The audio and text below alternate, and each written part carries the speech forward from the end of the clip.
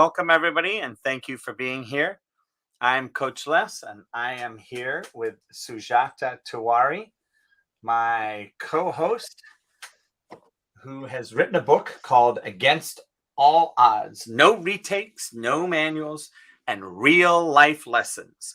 Sujata has accumulated a wealth of experiences during her life, leading to insights and knowledge that cannot be coached or taught in a class. She's been a mother, a wife, a journalist, a consultant, an activist, leader, and businesswoman, domestically and internationally. In sharing her story, Sujata strives to provide readers of all backgrounds in any part of the world with real life examples on how to deal with the unpredictable nature of everyday life. And we have teamed up to bring you today this live podcast. And our subject today is support. How do we support people and those around us, organizations? And what are the connotations of that word? What is that holding us accountable for? What is the expectation when you say, I'm here to support you? What does that look like? And so, with that, I'm going to hand the mic over to Sujata, let her take a minute or two to share and kind of give you her context on the topic at hand. Sujata? Hi. So thank you, Coach Les, for having this room as usual. And support. It's a very interesting word because it's said, I don't know how many million times a day or every moment when we say, oh, how can I support you? Oh, I would love to support you. Um, this is how I could support you. So there are many ways that we keep promising that word called support to different people, different times of the day. However, it's also to do with the person at the other end, how they are receiving the message of support and the way they look at it. Some are not very open to receiving it, some ask for it, and some find that at times it could be condescending. It could be also that, it's said from a position where uh, you're trying to make somebody feel as if you're doing them a big favor. And so that has different kinds of feelings and mixed emotions when people hear the word support. More importantly, do we really support people the way they want to or the way they expect, and how can we support them, you know the best possible manner? So that is, I think, the topic that we are going to cover today.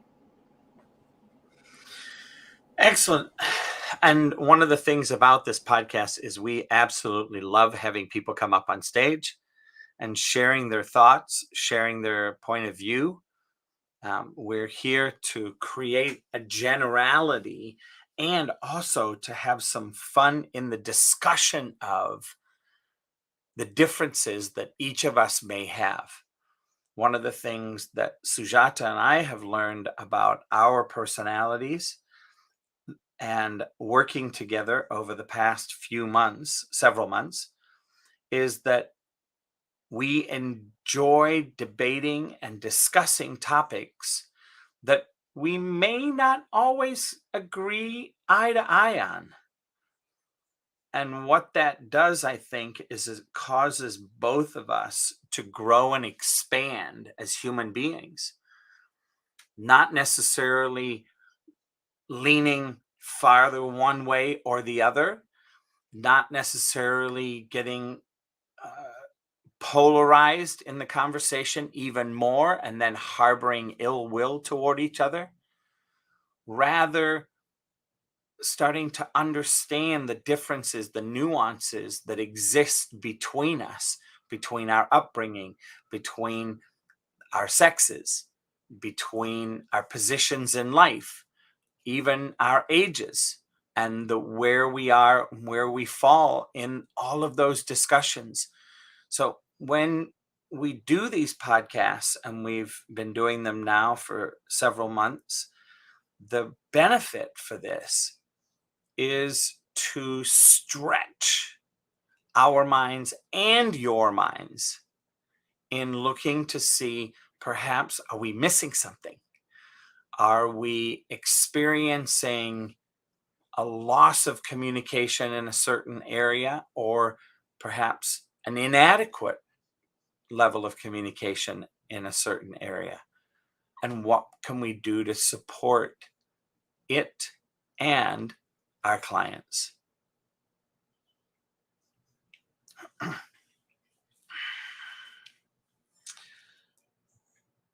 So inside of that,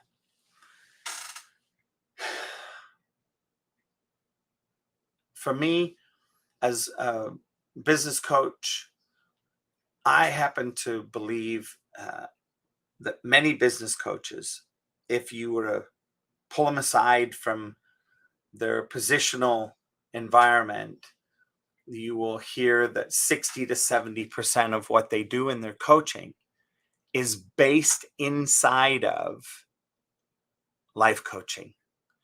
Therefore, the skill set to have, how may I support you on a personal note, is a lot more complex than necessarily on a business note, because the human psyche is malleable, changeable. It's like a shifting target. And to start to see how each of the pieces fit together to offer support to somebody, what it looks like. Are we in their world? Are we communicating effectively to the point of they understand, oh, here's how the communication is going to be coming. Here's how the support is going to be coming to me, for me. And are we doing a good job of communicating that to them and for them? So with that, I think it's really a fun opportunity today uh, to have this discussion, to get into this level of critical thinking. And I'm excited to hear what each person has to say. And if you don't necessarily want to come up on stage, and since we are here on Clubhouse and you want to share in the room chat, any questions, concerns, thoughts, tips, techniques, please feel free to do so. And with that, I'd love to hear Sister Jeanette. Are you available?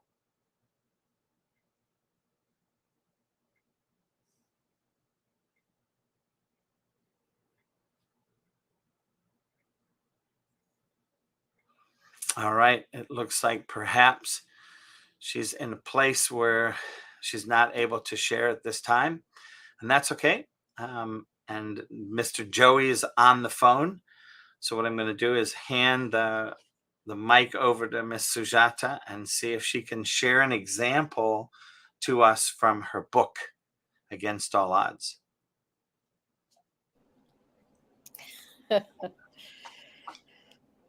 From the book. Okay. So I can give two examples from the book.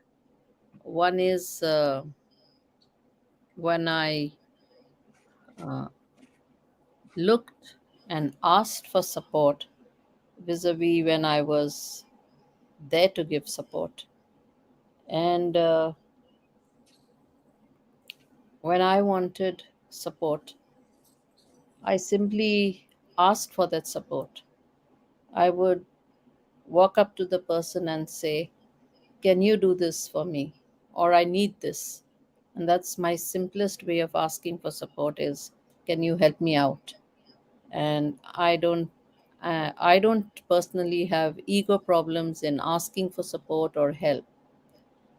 And that's what I did in my journey many a times, whether it was when I was looking for a job or when I wanted something which I needed for my personal development.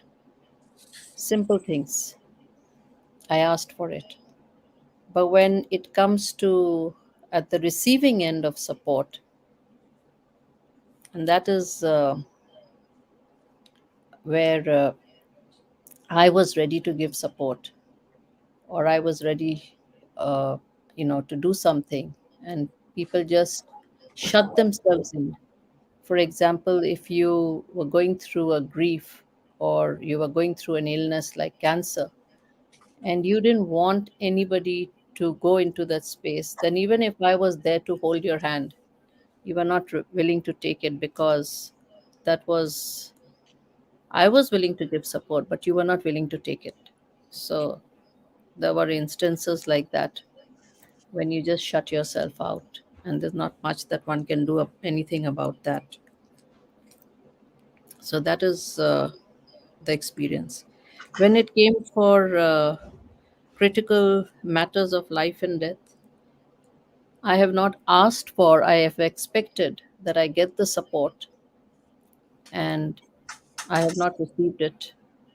So I've let it be. There are people who have tried to put me down and said, "Oh, I'd love to support you, you know, but you need to put yourself in a box, not in so many words. But I can only support you if you fit the style of thinking that I want. So you can't, say be all over the place. You need to define yourself, and then we can support you by, either promoting you or by doing things for you, or spreading the word. But it comes with conditions. And that, to me, is not real support.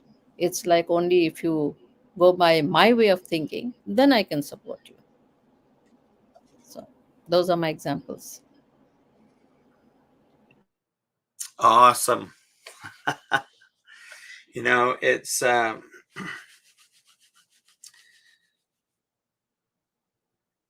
support comes in many ways, and I will share. I have a really cool story to share. I was in a personal training and development company, and their initial program back in several years ago, almost 20 years ago now. And I remember meeting this gentleman. At that time, he was probably 15 years older than me. Um, had an had a great life, had a great job, was making a great income. And I remember asking him, like, this is a personal training and development course, like, why are you here? Like, he seemed, quote unquote, on the outside, he seemed to have what I would call this, for lack of a better way of putting it, perfect life. He had great relationships with his family, with his nieces and nephews. He didn't happen to be in a relationship. And he was like, well, if it happens, it happens. If not, not, right? He wasn't going to do anything to go out of the mainstream way of just living his life. And he was a handsome-ish individual. Didn't have anything outstandingly making him go, ooh, and understanding why he was single. And I watched him throughout the weekend, because usually some points during the weekend, something would shift and people would have a breakthrough. And I remember coming up to him, so the course was Friday, Saturday, Sunday. And I remember coming up to him Sunday night, and I saw him and I said, "Hey, Mike, how's it going?" He says, "Amazing." And I'm like, "Oh, you had your breakthrough?" He says, "Yeah." I said, "So, okay, how did you have a breakthrough?" And he goes, so he reiterated, he said, I've got a pretty beautiful life. I've got the money that I need. I've got investments, everything, And I said, yeah, you have, I'm a little bit envious. And he says, most people are, and that's, it's okay. What I realized, though, is that I'm always giving to other people what I don't let happen is I don't let other people contribute to me. And I went, huh. And in my pause of saying, huh, he goes, and what I realized when I called my sister at the dinner break and spoke to my sister, she started crying because for her, her experience was she was not good enough and could never do anything for me.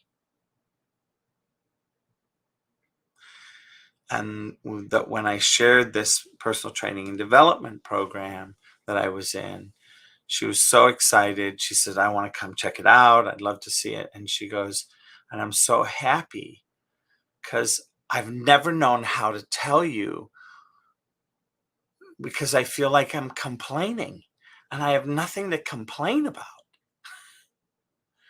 And what I'm walking away from in that conversation is that we never really understand the impact that of allowing other people to contribute to us and how important that is to be able to be as gracious and as empowering of a receiver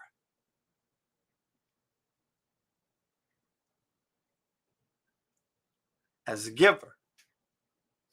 And that day I learned this heartwarming, amazing, like I technically I knew what they were talking about. I had read about it. I knew it as a piece to coach people around.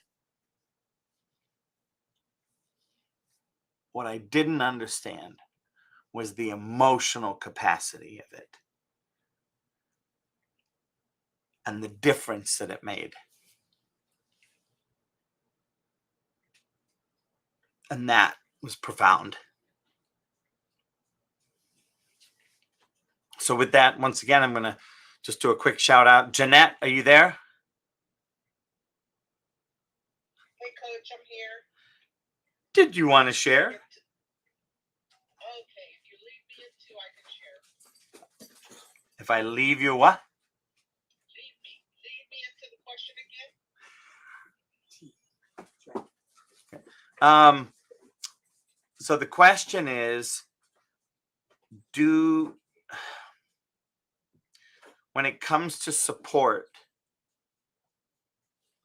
how do we support and the connotations of the word and the impact of support or no support?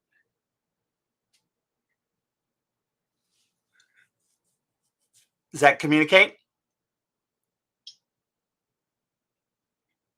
Kind of. How do we support? How do we support other people, and how do we understand and interpret that word? We have to be very careful with the word support. And the reason why I say that is because so many people put themselves in dependency environments. Support is where you're able to communicate and say, hey, can you help me with this? I think I heard Sujata talking about how she did it. I need this, or can you help me with this? There are others that when they ask you to do it, they may expect you to do it all the time. And that's a behavior issue. You see it in workplaces. There are times when somebody needs something, it's an emergency, you take care of it for them. And then the next time it happens, hey, why don't you take care of it? So there's that dependency issue. They depend on you to do it all the time just because you did it once. How does that impact them? Well, think about it like this. If you want to level someone up, you want to give them the support and watch them become self-sufficient. If they have to lean on you every time and expect you to do it because you helped them once, that's a dependency. Did you do the right thing? Did you communicate? Was there that communications where, okay, I'm helping you with this. You're going to learn. You're going to grow from it. You're going to do it on your own. those are two variations that I see all the time. When it comes to relationships or family, you have to be very careful too that you don't become that codependent. You're not leveling them up. You're just enabling their behavior to continue the way it is, and they're not growing. As a result, you are now part of the problem. So you haven't impacted them in a good way. You've impacted them in a bad way. Are they going to get angry with you? Yes. If you confront them and put some resistance in there and say, I will do this, if you do this, you're setting boundaries, they may not like you. They may just say, you're not my favorite person. And that's okay. You have to be able to walk away and realize they're not ready for your help. They're not ready for self-improvement. They're just wanting to pull someone in to their problem. So you have to be very careful with how you support people. And think about, and that's a good question, how do you impact them? Our main goal, or a very great goal to have, is to impact them in such a way that they've leveled up, they've grown. You know, when you teach somebody something, you help them with something, you support them, and they come and they share what they're able to do continually because you helped them that one time, you've impacted them. You've given them some self-confidence. You've given them the ability to probably solve problems. Who knows what else? You do have to be careful, and you do have to communicate, because you don't want to be pulled in there as a codependent. You don't want to become part of the problem. You want to be part of their greatness. Whatever comes out of it. You want to be the teacher, the guide, the person that levels them up. Whatever words you want to give them, coach them. You want to be that person. You don't want to become part of the problem. So, be careful with that support and impact role. Those are some pieces I can give you for right now. Hopefully that sparks some more dialogue. So I'm going to hand the mic back to you, Coach. All right. Well, thank you for that. I think that, in clearly looking at support, meaning that people come to you for this dependency thing, I completely agree with, right? It's not about necessarily being dependent on somebody. Now, does that mean, I had somebody ask me the other day, so if your wife was all of a sudden a quadriplegic, how would you handle that in the world of your personal life? And I said, I can't answer that. I know that I love her and I will always love her. And that's an accident. And that's not something where somebody did something purposefully to destroy the relationship between the two of you.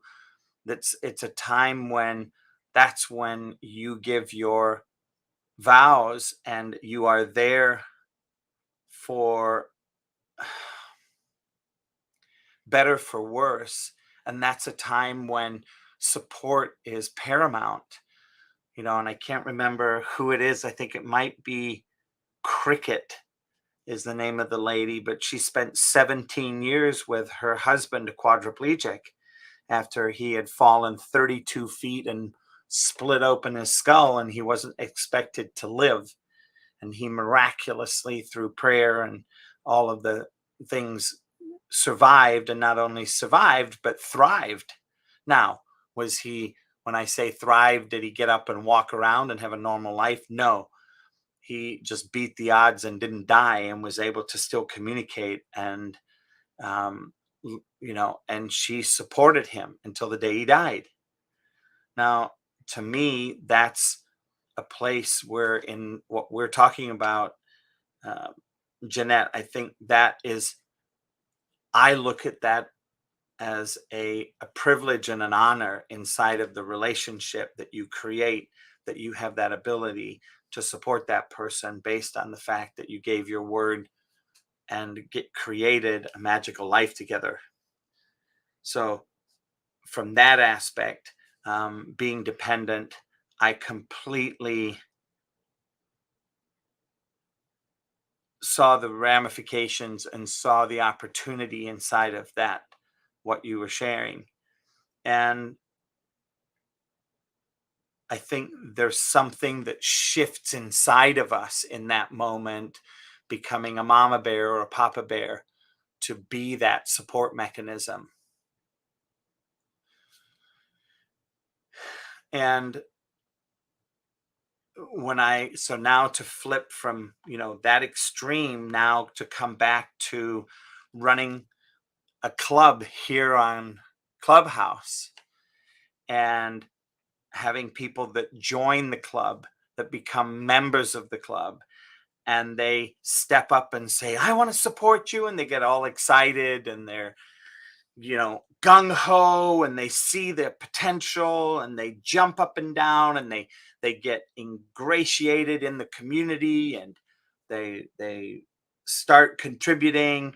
And then all of a sudden, and they're like, yes, this is awesome. And here for the duration. So awesome. So incredible.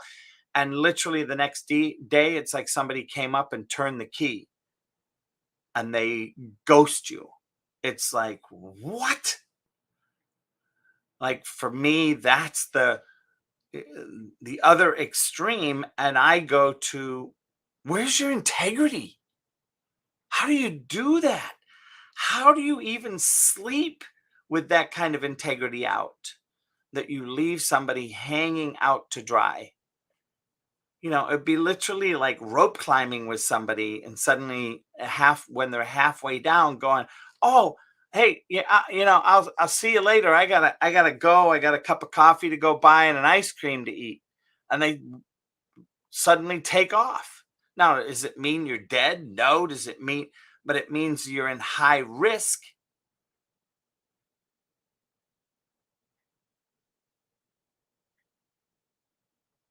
And my intention is to figure out ways to limit risk. That's the game. And that's what I love about what we're creating inside of this conversation. So with that, over to you, Sujata. What do you think about all this? See, we already have different shares of the word support with all these examples. So it's going great. Let's hear from who's next? Joey, I think. All right. Hey. Hey. You guys had the best 7 minutes of my life, and then I've got to go to check in my hotel. And I won't take 7 minutes. I agree, Sujata, with just the different ways to talk about the word support. Of course, every time someone speaks, something new pops into my head, and I have a thought, and I was ready to kind of comment on what you were saying before, but I'll share this. The word support, has many definitions, just like Sujata said, and has different meanings to different people. I'd say it's like an ice cream. It's got many different flavors.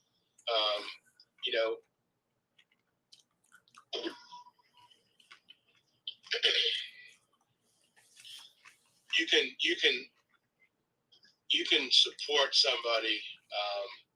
Just coach, like the definition or the example you gave. And maybe later in the conversation we could tackle that. I'm not really sure if that's really support. I'll tackle that first. I would say when somebody does that, they come into your presence, they come into your space, and they say, I'm going to support you. I think before you even buy into that support word or their chutzpah and their what we would call maybe shallow words, if they don't follow through, I think there would have to be a conversation to understand what they're supporting in the first place, and then wait to see what they do. So I would probably say that kind of use of the word support is probably the least favorable and should be,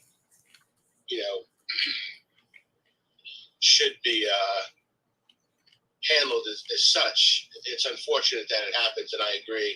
Where's the integrity? But a lot of that kind of support is just words, because you weren't asking for support. It wasn't like you came in, and I know I'm not speaking to you specifically, Coach. I'm just talking in general. It wasn't like you shared a need and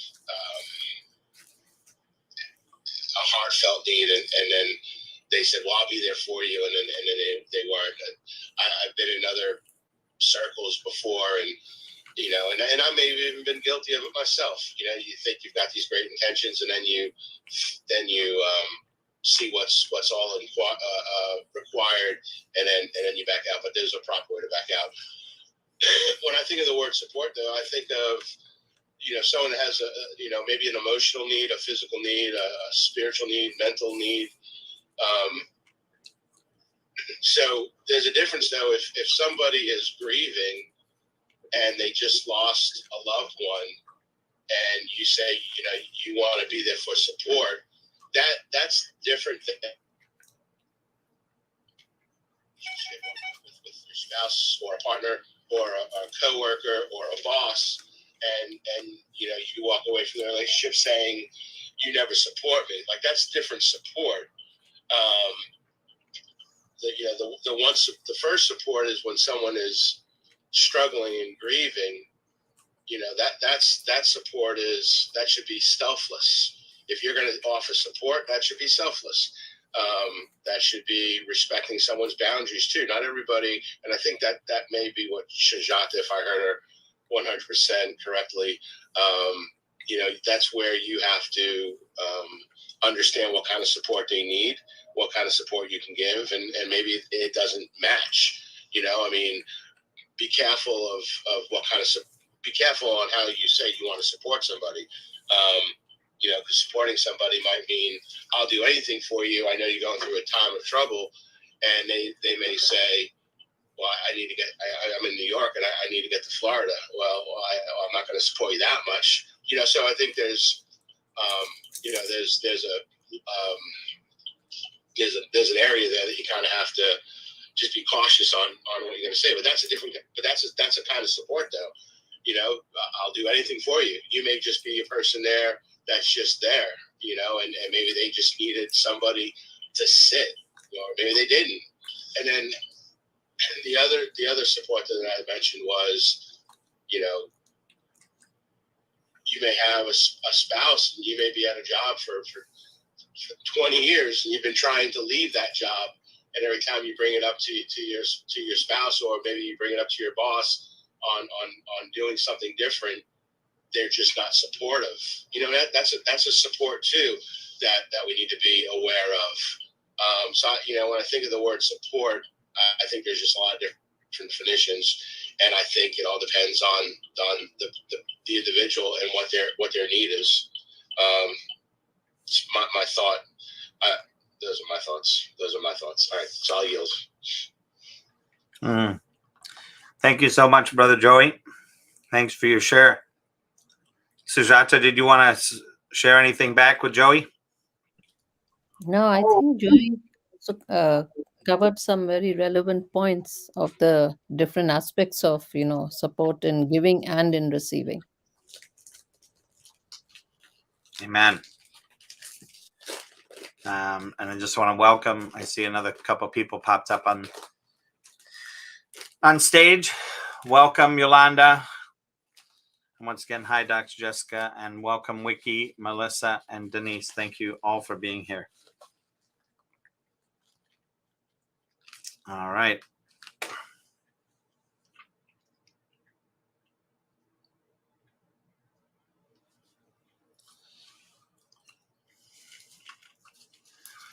With that, I pass the mic over to Cass. Perfect timing. I think it's trying to read your mind. So I was thinking in this conversation what is the difference of codependency versus coexistence? And codependency means like you're by yourself and you're relying on other stuff that makes you feel like you're whole, but you're not. And but coexistence is doing things for people and yourself where we're working together inside without the judgment. And so this reminds me of the topic that you have, Against All Odds, which is by Phil Collins. And I think once we get to that healing term, we can move in a very different way, where we're not really promoting something that is not against you, but it's actually like, I understand you. And that's where coexistence exists. So, yeah, this is a really cool topic. So, loving hearing everyone speak. And I'm going to make sure I don't lose my notes here. Oh, I think we got it all. All right. So your question, Cass, was codependency versus coexistence, correct? Yeah, no, it's not a question. It's an answer. Got it.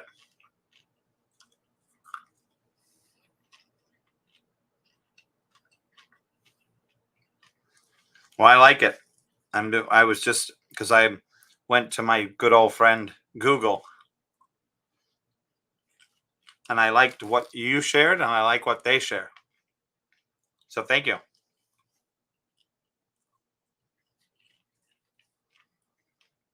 All right, Miss Ginger. How are you, Sister Ginger?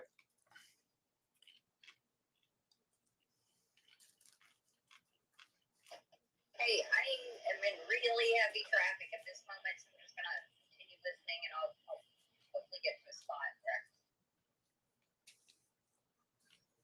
All right, let us know when or if you do. Go ahead, Joey. Yeah, I was just gonna. I didn't really feel like I spoke clearly. I think for me, when I hear the conversation, what I've been thinking about is being supportive and then offering support, and that's kind of like where I think I'm pondering and contemplating, and that's where I'm thinking right now, to be supportive of somebody versus and supportive. That to me, that has to do with the mental, that might have to do with the emotional, or offering support that may have to do with the physical. So those are just a quick little thought that I'm kind of throwing around in my head right there. Awesome. Thank you, sir. Jeanette, any feedback?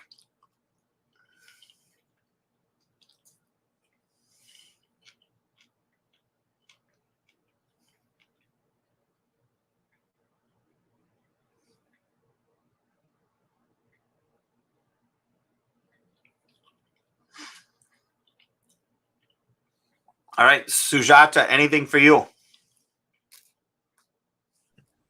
I think support itself could be unconditional at times. You don't even have to use the word support. You know that the person could do with a little bit of support, and you just put it into action. So you don't even wait for somebody to ask you for that support. You can just give it if you realize and understand that the person in front could do with that support. So you might make a difference in somebody's life with support. And the way you think about the word is like, what can I do at any given point of time uh, to make an impact in somebody's life, uh, just by being there or doing something very constructive or time bound or for that specific moment, or if it's a lifelong thing, as we have heard some shares. There are many ways we can use the word, feel the word, and do the word. Does that make sense? Yes. No, I love it. Can I quickly comment? Of course. Joey, you can always quickly comment.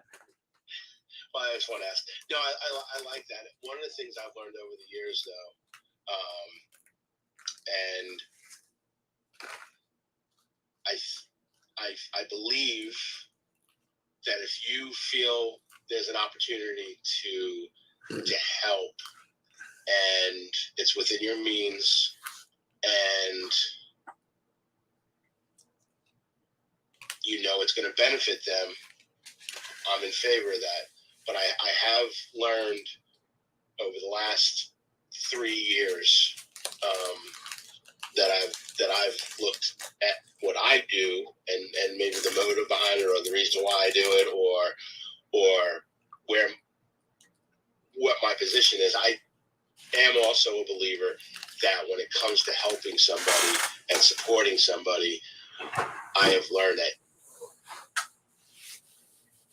they may have a boundary, and just like your friend, the gentleman that you spoke to, Coach, where he didn't take support from anyone, or he didn't let anyone help him. But I think that they're talking about codependent. If you're the person that feels like you're going to always fix something for somebody, I say err on the side of caution, because one, we can't, and two, sometimes what we feel is supporting somebody, it could be crossing a boundary. And I think we just need to be self-aware of who we are, where we are, and then also be aware of that other person and what they may be going through when it comes to support. Yeah, very, very, very accurate, Joey. In fact, I'm sitting here staring at my bookcase because I have a great example, if I can find the book.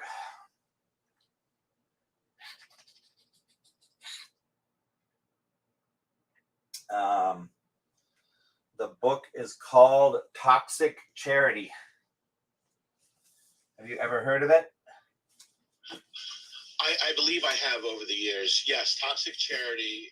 I think I read it years ago in the church.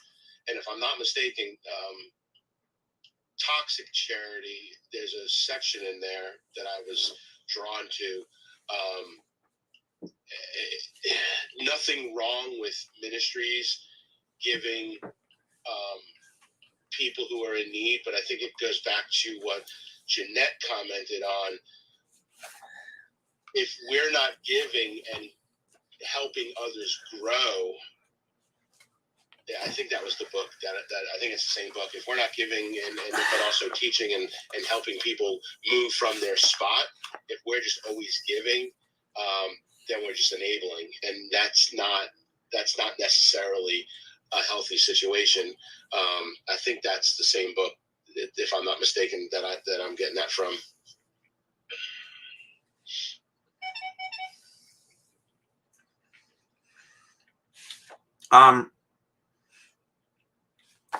So I found it. It's by Robert Lupton. It's called Toxic Charity: How Churches and Charities Hurt Those They Help and How to Reverse It. Yeah, that's the book. Yeah, I don't know if I read it straight through, but it was we had an outreach mission at our church, and it was one of the things that we kind of adhered to. We wanted to help, but we also didn't want to enable. Yeah, and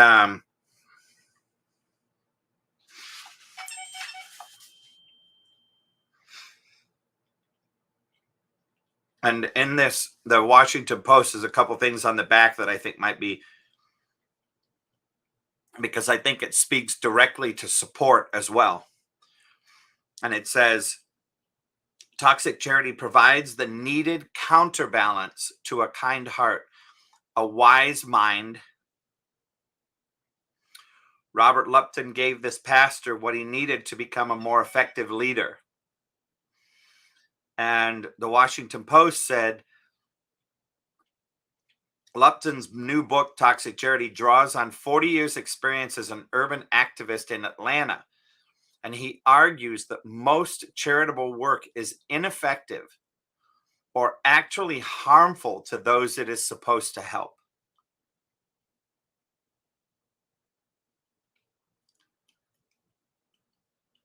That's pretty powerful stuff, if you ask me, to say that. And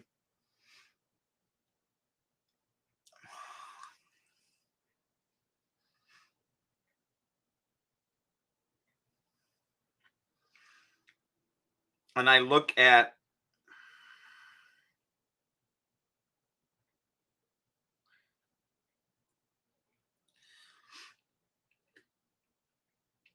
I have a post-it in the book on a certain page that I think would be a good one for me to share with everybody. And he's talking about, it's Christmas time. And he says, only after becoming a neighbor was I able to see what we had done. Christmas Eve in that living room, I became painfully aware that not all charity is good charity. Even the most kind-hearted, rightly motivated giving, as innocent as giving Christmas toys to needy children, can exact an unintended toll on a parent's dignity. Inadvertently, Robert Lupton had just done this, not just this one time, but many times in the past.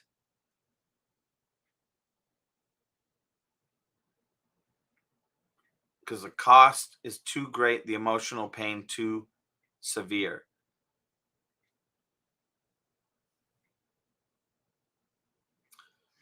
It was a very interesting. So I invite you. I think this, when it looks at support, the other thing is I think there are people that, because of their personality, they impose themselves with their support.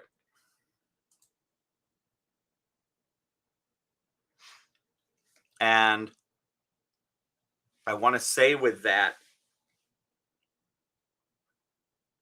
make sure that you're not putting somebody into a space where they can only answer yes in agreement.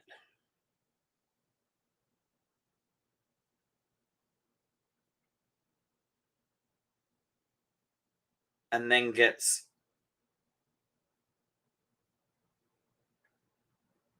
what would I say, in a kerfuffle. I know, such a technical term. Yeah. And I'll have more, I'm sure, more to share in a moment. But with that, I'm going to hand the mic to Ginger. Good evening, Ginger. How are you?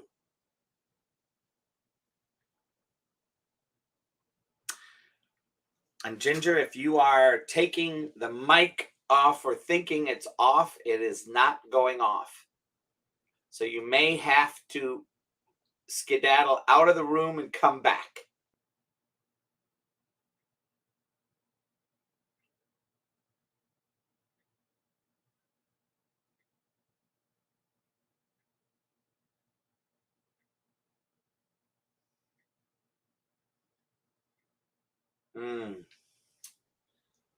Ginger, are you there? All right, I'm going to pass over to Cass. Good evening, Cass. Are you there? I am there. Woo-hoo! Welcome, welcome, welcome. So, what more do you want to talk about?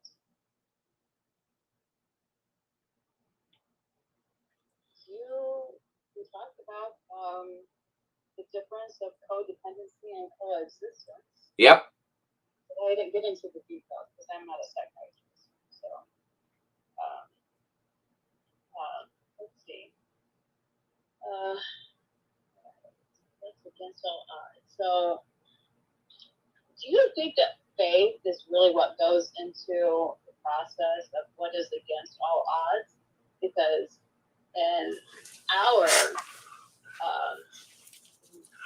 being alive, we are actually even. And not everyone can comprehend now what does that mean to be like even.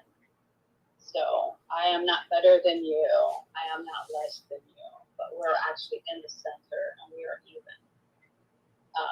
So so how does faith go into that process? And Coach, I think you can answer this, no problem.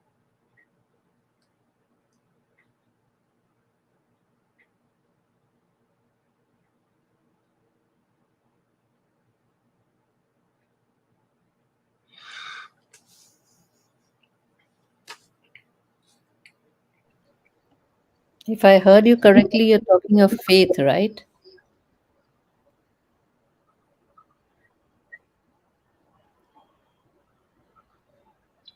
Yeah, how does even in our in living, how is that different from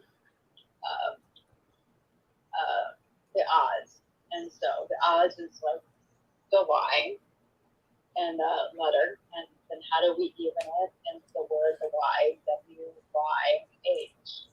And I thought one of you guys could probably easily answer those questions.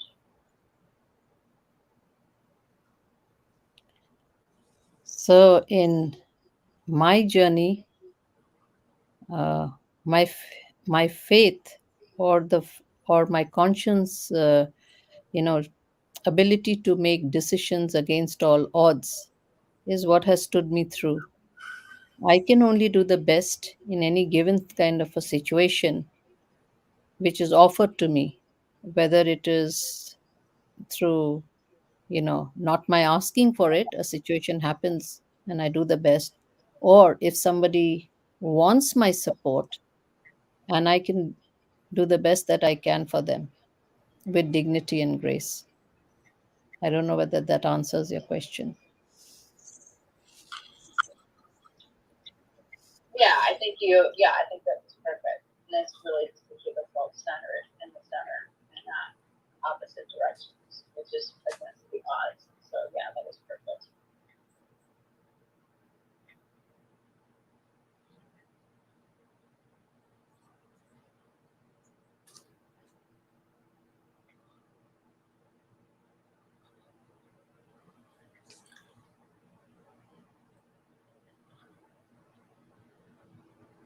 Do you have another question, Cass?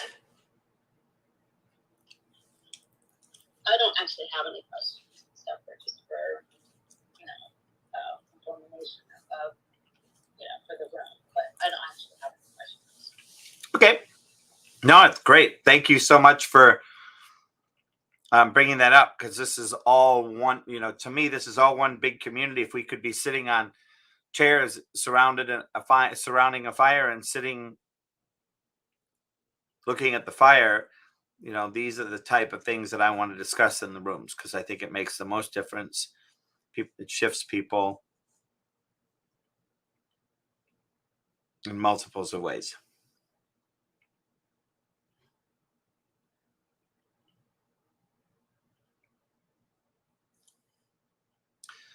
So with that, once again, is Ginger, are you there?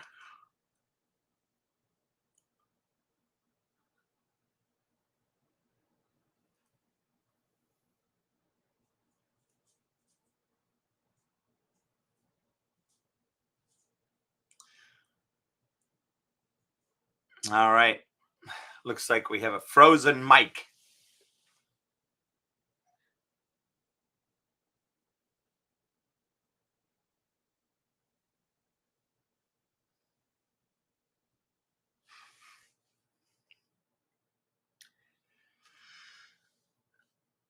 Go ahead, Sujata.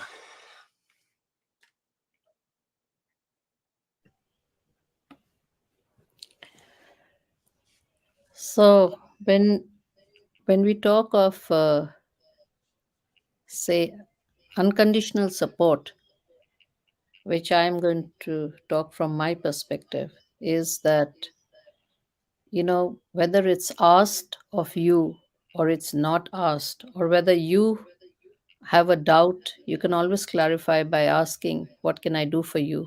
If you feel that you're not sure what the other person wants. That's one way of not even using the word support at times, but you can always ask, "Okay, this is your situation. Can I do something, or what can I do for you?" That is one way of doing it. The other way is sizing up a situation, and even when it's not asked, you can do little things which matter to people. And if you operate from that, I will be giving the best at all times, whatever I can, because it's not always possible to give what the other person wants, at different times and different needs. You may not be able to support. So you should be able to say openly, "I know that this is what you want, but this is not what I can give." For money is one such issue which happens. You might expect money, and if I don't have money, then what do I do? But I can always hold your space, and if there's anything else that I can do, I would do. So some honest conversations and clear boundaried conversations where you say, "Okay, this is what I can do given your situation, and this is what I can't do," should be done, because in that way you are still supporting the person by identifying that they have a need and you would like to help but can't help. So that's another aspect of looking at it. And in my book, I've had so many instances of the word support. Like, for example, if I expected unspokenly that when I was going through tragedy and trauma, people would support. That time, nobody supported. There were times when I, very rarely in my life, have I asked people to support me in a difficult situation like going to court. One person who I expected didn't, and one person who I least expected came forward and said, "I can go to court for you if you can't attend a hearing," knowing that it was important. So it always balances out. I have seen that when it's against our odds, somebody may say no, and somebody may come forward and say yes. And those are one of situations. But on a regular basis, I have seen where I have wanted to support people and they have not wanted it, even if they're going through an illness where I would like to be by your bedside. But if you don't want me to be by your bedside, there's not much that I can do except that I will respect you, that even in your worst moment, you would like to be left alone. So, yeah, that's my share.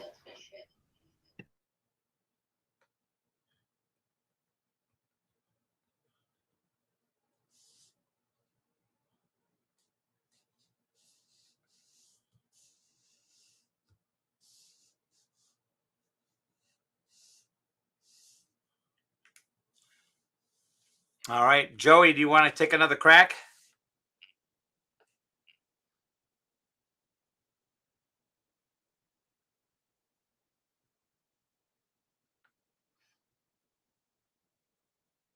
Joey, are you there?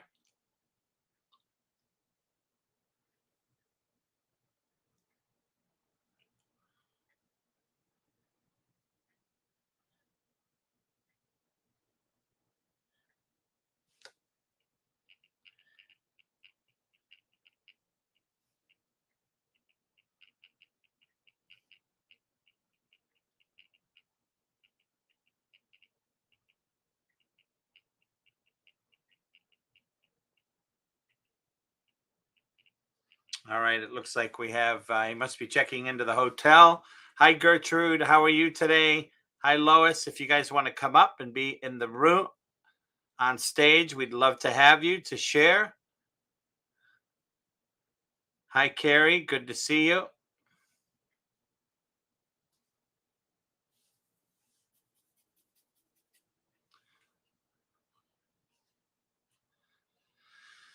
So, yeah, so support is a very interesting thing. One of the conversations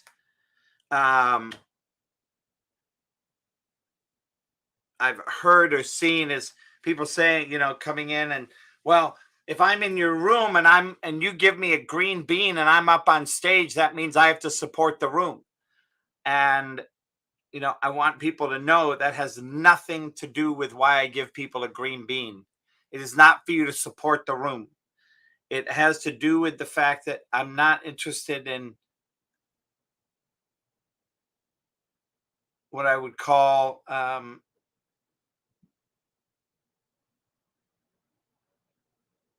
multitude of support mechanisms for people.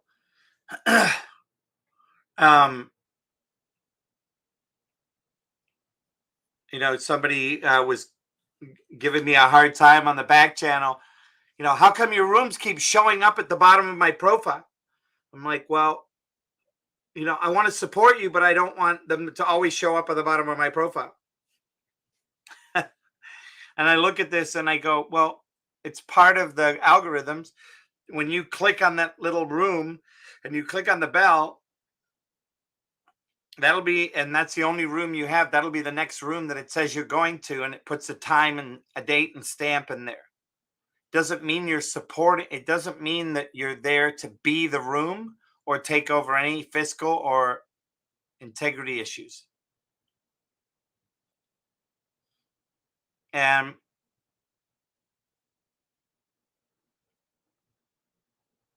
I think that as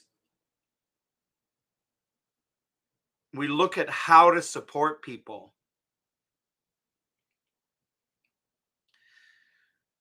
to be responsible for all of the things that means and that comes with.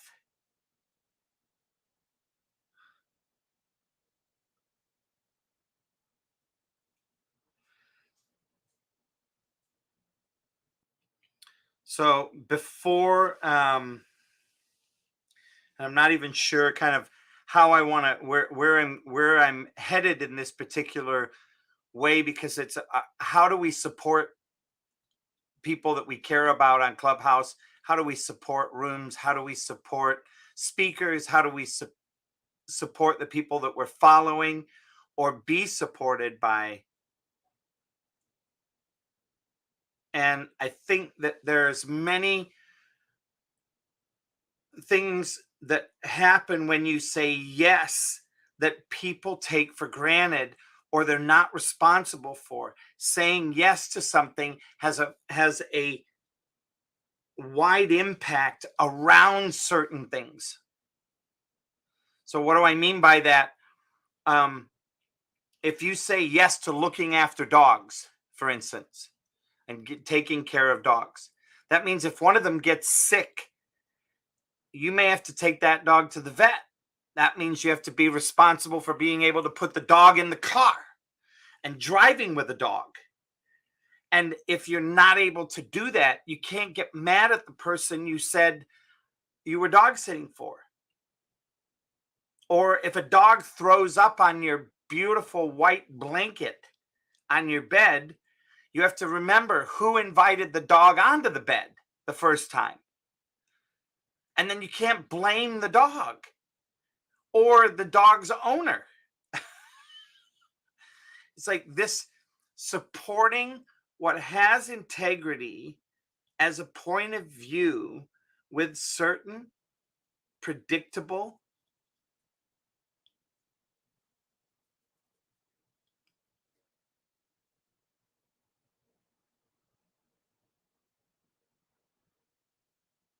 opportunities, I think, is the best word that I can use there.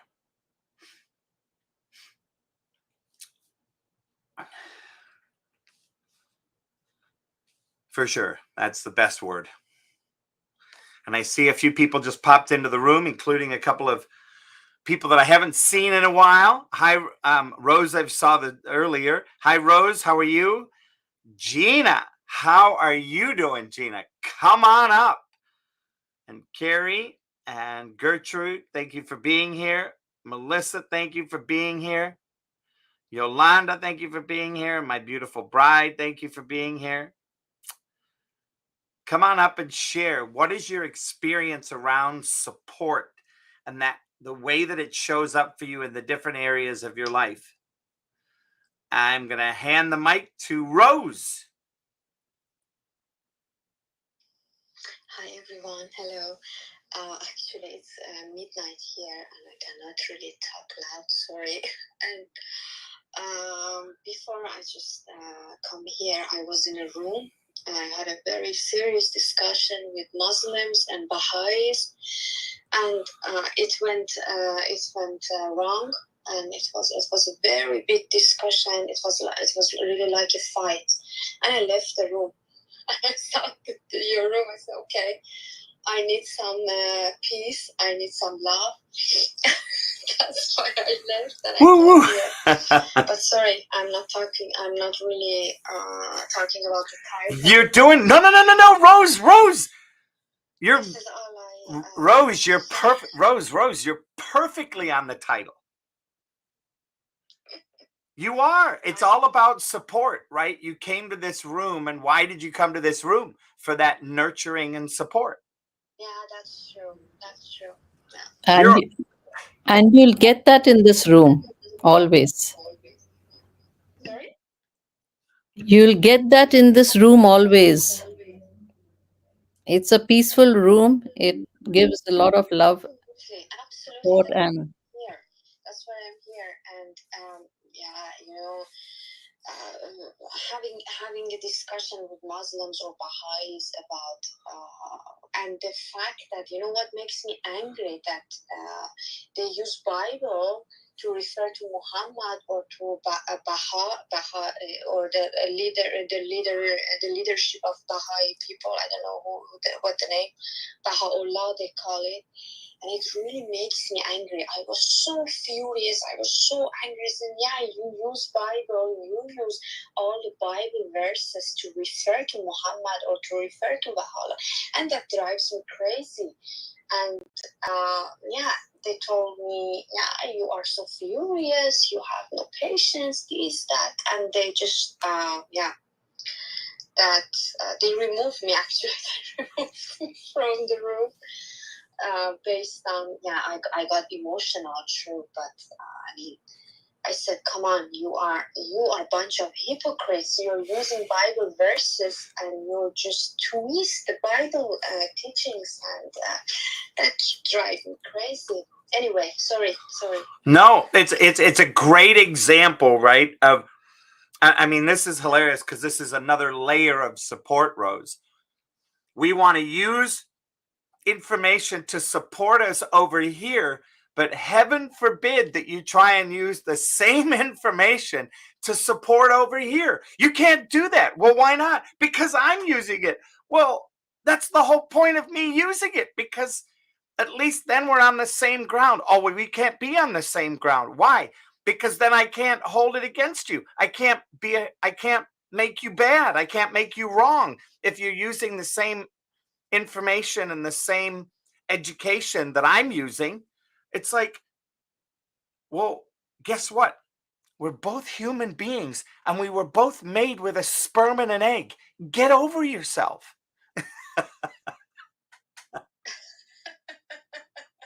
No, but I mean, sometimes, actually, I mean, in my community as Iranian, and you know, I'm from Iran originally. It's really, for me, it's really painful that when I see that people do not know Jesus, and I try, and it breaks my heart.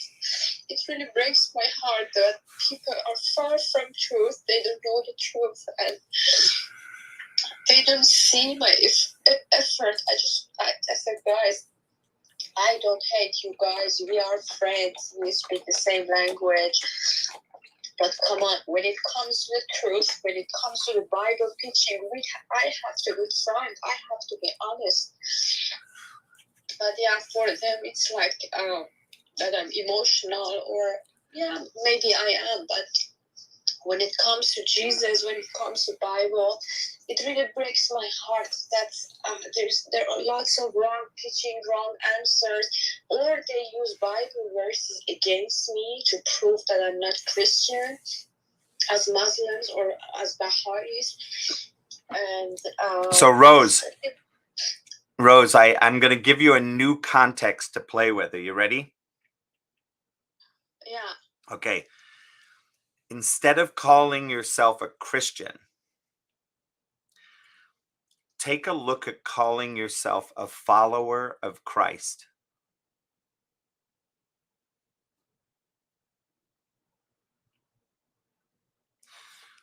Now, you might be asking yourself, well, Les, what's the difference?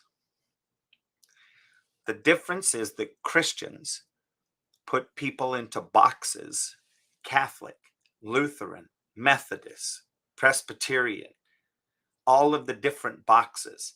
And the boxes don't like the other boxes. Christ didn't have a box. Christ didn't say, oh, well, you're a woman at the well, I'm not going to talk to you.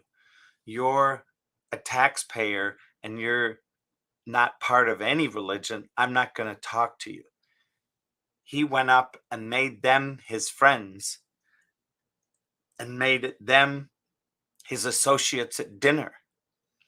Why? Because his goal was to support a conversation greater than another category to name yourself.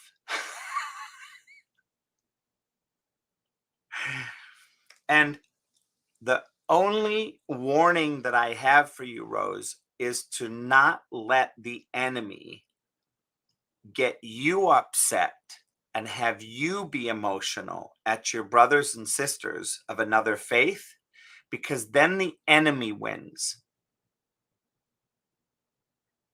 See, Christ didn't get upset or frustrated with the others. He opened his arms and opened his heart and said, come, follow me. Here's why. Here's the teachings that I have.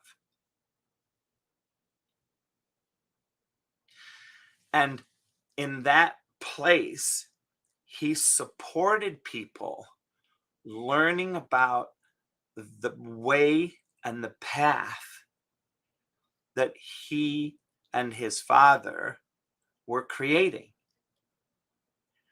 Now, this sounds so simple, right?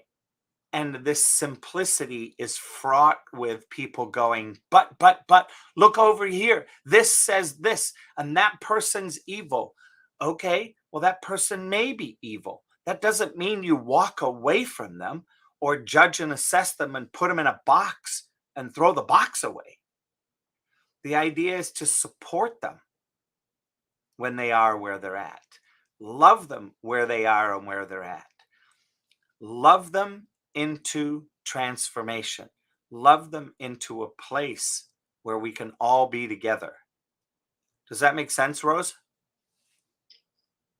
yeah, absolutely. Yeah, absolutely. It was, but it's, I totally got you. I totally got the point. And sometimes when I get really, when I when I hear all those lies, I get so frustrated that I forget to love people. This is really, that also breaks my heart. Because I get so frustrated and emotional. No, that's not true. It's not what Jesus said. They don't know. People in my country, most of them, they don't know Jesus. They know Jesus as a prophet or as just a teacher. And when you try to talk to them, some of them, they know Bible verses, and like what I said, or they use it against me to show I'm not Christian, or they twist it in their own benefit. But yeah, anyway, I just, what I forgot is to love them. Yeah. And when people twist stuff, Rose, that's the devil. That's the snake twisting and coiling the truth. See, there's no reason to twist anything. It's to make it available in the palm of your hand and allow people to choose it. Now, you may wonder, and again, why I say I don't call myself a Christian, because there are people that come up and say, okay, Mr. Christian, which is the correct Bible? And I go, well, there's 187 of them. I don't know which one's the correct one. I know what I know, and that is I follow Christ. Yeah, like a disciple. Yeah, that's, you are exactly true. Yeah, you're so true. Yeah, totally. Just follower of the Christ, or a disciple, or I don't know, whatever you call. Yep. But at least I'm happy that this like, or so-called Christians or followers of Christ, that you guys have great rooms in English, but when it comes to my language, when it comes to Farsi, I see like Muslims or Baha'is, they hold several rooms a day. They spread their lies, their propagandas, whatever they think is the truth. But when it comes to us, we are not as strong as them. We are in minority, especially in my community. But I'm happy, at least in US, you guys have a big community. It's like, at least people know who Jesus is. In my country, they don't even know who Jesus is. And so, any type of conversation with them, it's really, or maybe, I don't know, I have to pray more. Maybe I'm trying in my own, I don't know, I try to use my own strength rather than use the Holy Spirit. Maybe that's also the reason. I pray when I talk to them, but maybe it's not enough. I'm trying to use that human logic. Well, and here's the other thing. I would love, so may I give you a little coaching, Rose? Yeah, sure, please. I would like you to consider that you're making them wrong.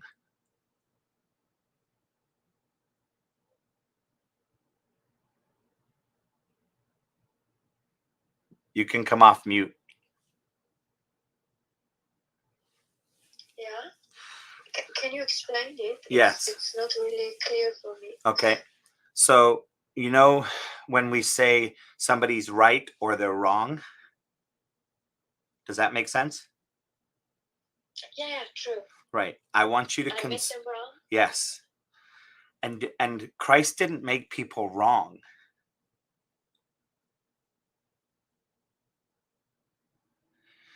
See, making somebody right or wrong is judging and assessing them at a certain level based on and against your principles. And the freedom comes from sharing with somebody so that they experience the love and grace and gratitude of Christ. And they see how Christ treats all people and all things, such that they want that peace, that grace, that openness in their own life. And they want that acceptance in their life. And where that acceptance comes from is not judging and assessing and making other people right or wrong.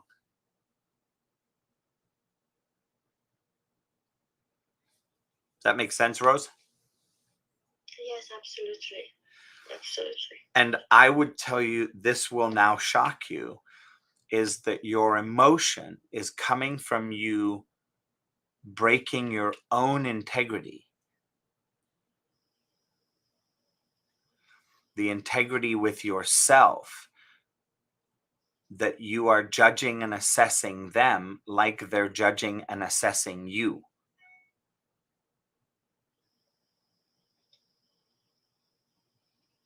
Does that communicate, Rose? Yeah, it could be. Yeah, it could be. And when it comes to that place of upset, there's only 3 things that create an upset. One is undelivered communication. 2 is a thwarted intention. And 3 is an unfulfilled expectation. Now, what do those mean? An unfulfilled expectation is that you have an expectation that if you share what you know, you expect them to understand and move to your side of the fence because the grass is greener on your side of the fence. A thwarted intention is that you go into a room or go into a conversation intending for them to have a breakthrough and be excited about Jesus and turn them upside down and have them become followers of Christ.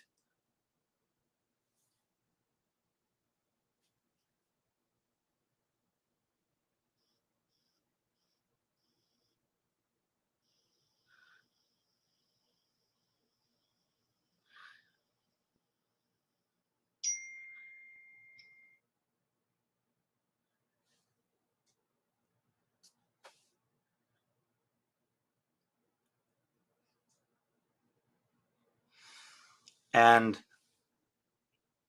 the undelivered communication one is that at some level you have not been able to communicate something effectively.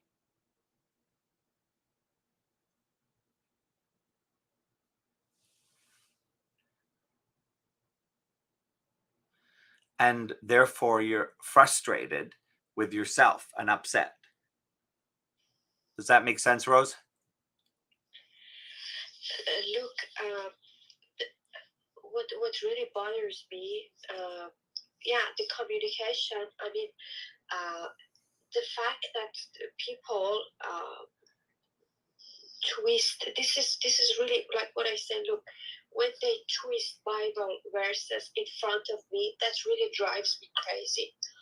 And the fact that I got emotional and the person was talking and talking and twisting, and all he did was referring Bible verses, using Bible verses, twisting them, and just to get to the point about Muhammad or Baha'u'llah. That's what really made me. I said, no. This is you. You are using Bible verses for your own benefit. And I don't let you do that in front of me. And he got frustrated and he left the room.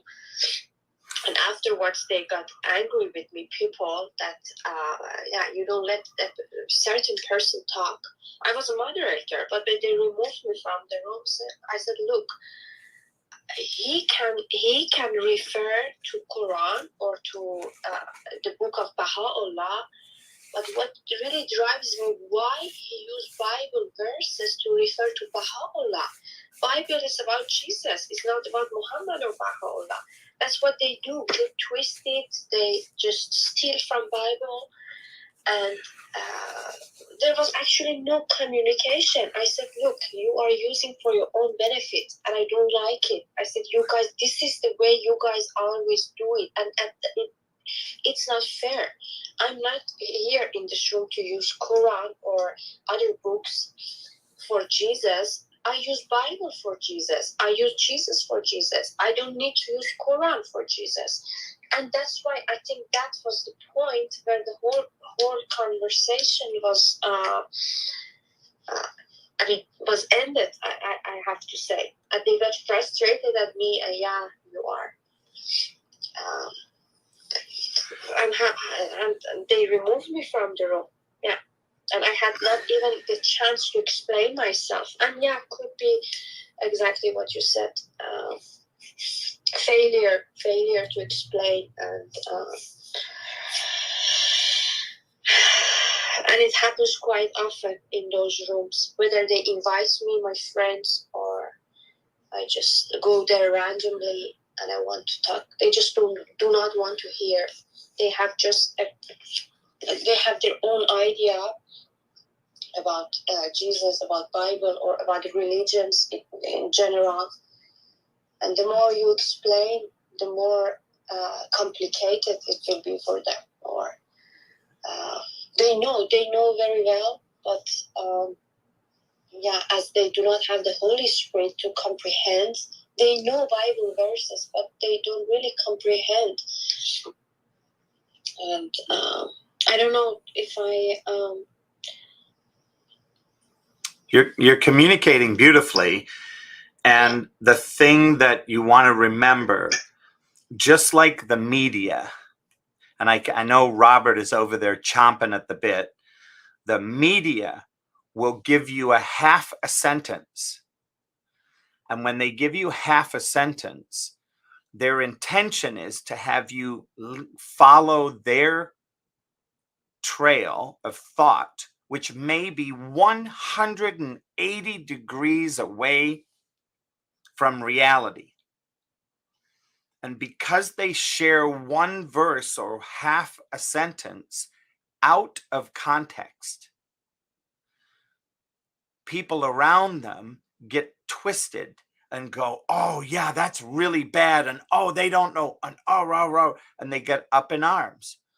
Well, I hate to say this, Rose, but welcome to the enemy and welcome to human being. Human beings are not responsible for how they communicate and the impact of their communication on other people around them that are listening, that may or may not have different filters for the information that they're listening to. Do you understand that? Yeah, absolutely. And that's when the peace of Christ descends upon you and you smile and just sit back there and relax. Because they want to get you upset. They want to get your goat. They want you to be frustrated. That's their goal, because then they trap you and say, see, you're frustrated and upset. That's not Christian-like. That's not like following Christ. How can you be mad? Yeah, exactly. Yeah, exactly. They're just kind of manipulating you in a way. They Yep. want you to behave. Yep. And when you get there, then they say, oh, okay, that's where we get you. Exactly. So my coaching to you is, don't fall for their bait. Let their bait rot on the hook. Do you understand that? Yeah, sure. Absolutely. And I appreciate you, and I thank you for your transparency, and I love your heart, and I love your commitment. Thank you so much. Thank you so much for your words, for your wise words. And I mean, I'm happy to be here. I'm very grateful to be here. You're welcome. Well, with that, I'm going to pass the mic over to Gina. Hi, Gina. Hi, Coach Les. That was impeccable timing because I'm at the laundromat and I had to get out to go put my clothes from the washer to the dryer, and I just got back. I was afraid you were going to call me when I was in there, and it's very loud. Well, but Gina, I would love to have tumbled around with you in the hot air.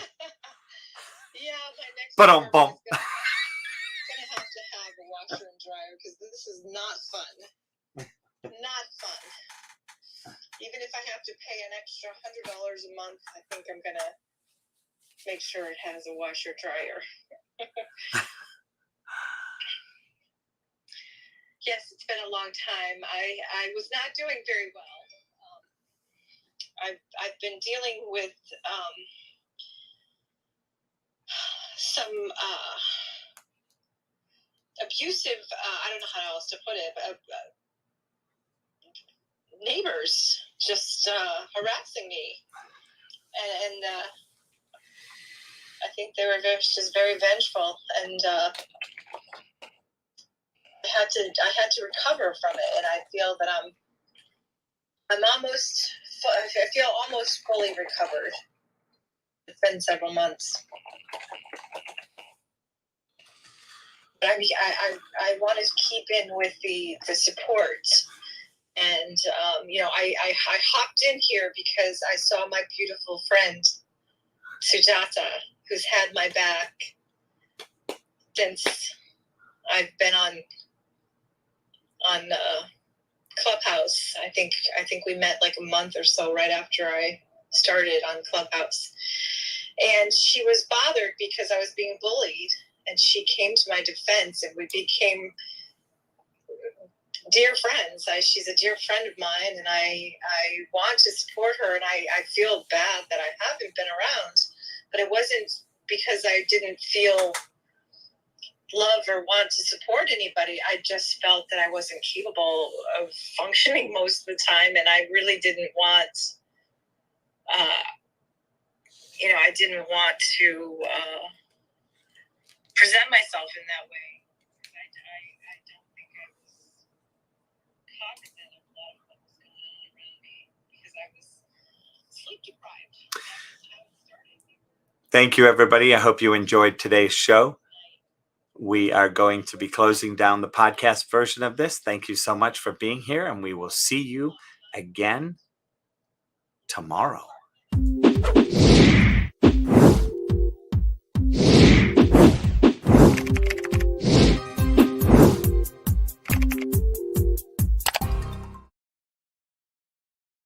Coaching with Les has doubled my practice. We've increased our sales by about 33%, blowing all of our goals out of the water. In my first 6 months, I actually grew my business with his help over 500%. Literally 500%. Les Hill is the type of person that invests back in you and back into your company. So if you're looking for a business coach with integrity, choose Les Hill.